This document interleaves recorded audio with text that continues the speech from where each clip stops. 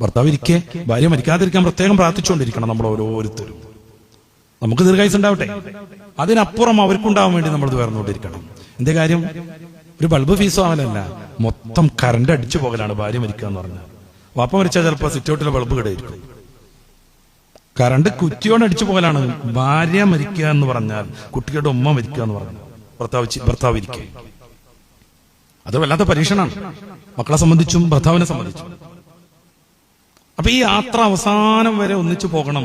ഇത് കണ്ടു വളരണം കുഞ്ഞുമക്കൾ. അവരൊരിക്കൽ പോലും വഴിവെച്ചു പോകില്ല. മരണസന്ദർഭത്തിൽ മഹാനായ ഇമാം ഗസാലി തങ്ങൾ ഭാര്യയെ വിളിക്കുന്നുണ്ട്, കാര്യങ്ങളെല്ലാം പറഞ്ഞ് ബോധ്യപ്പെടുത്തുന്നുണ്ട്, ഇനി ജീവിക്കേണ്ടതിനെ പറ്റി ഹ്രസ്വമായി ഉപദേശിക്കുന്നുണ്ട്. എന്നിട്ടൊരു കാര്യം പറയുന്നുണ്ട്, ജീവിതത്തിൽ ഇതുവരെയും എനിക്ക് അങ്ങയെക്കുറിച്ച് വലിയ സംതൃപ്തിയാണുള്ളത്.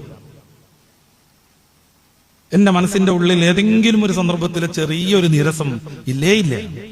അതുകൊണ്ട് അകത്തേക്ക് പോയിക്കോളൂ, താങ്കൾക്ക് കാണാൻ പറ്റാത്ത ചില ആളുകൾ എന്നെ സന്ദർശിക്കാൻ വരുന്നു എന്നും പറഞ്ഞിട്ട് മഹാൻ കഫം തുണി എടുത്തിട്ട് മുത്തം കൊടുത്ത് നിവർത്തി ധാരാളം നിസ്കരിച്ച് മനോഹരമായി തന്റെ ആത്മാവിനെ കൂടെ ഏൽപ്പിച്ചു കൊടുക്കുന്നു. പിൽക്കാലത്ത് എത്ര മഹാന്മാർ, നമ്മുടെയൊക്കെ ഇടയിൽ ജീവിച്ച എത്ര ഉസ്താദുമാർ. അതെല്ലാവർക്കും ദീർഘായുസ്സും ആഫിയത്തും നൽകട്ടെ. കാരണം ഉമ്മയില്ലാതെ ജീവിക്കാനൊന്നും പറ്റാത്തൊരു സിറ്റുവേഷൻ ആയിരിക്കും. കാരണം ബാപ്പയില്ലെങ്കിൽ നമുക്ക് മുമ്പോട്ടേക്ക് പോകാം, പക്ഷെ ഉമ്മയില്ലാതെ മുമ്പോട്ടേക്കാൻ വളരെ പ്രയാസം. അതുപോലെ തന്നെ ഭർത്താവിന് ഭാര്യ ഇല്ലാണ്ടാക്കുമ്പോൾ അത് വലിയൊരു ബുദ്ധിമുട്ടിലേക്കാവുക. എല്ലാവരെയും പടച്ചറപ്പ് കാത്ത് രക്ഷിക്കട്ടെ, മരണം വരെ കൂടെ ജീവിക്കാനുള്ള തൗഫീക്ക് നൽകട്ടെ. ആയിരിക്കും അങ്ങനെ വിധി കൊടുത്ത് പരീക്ഷിക്കാതിരിക്കട്ടെ.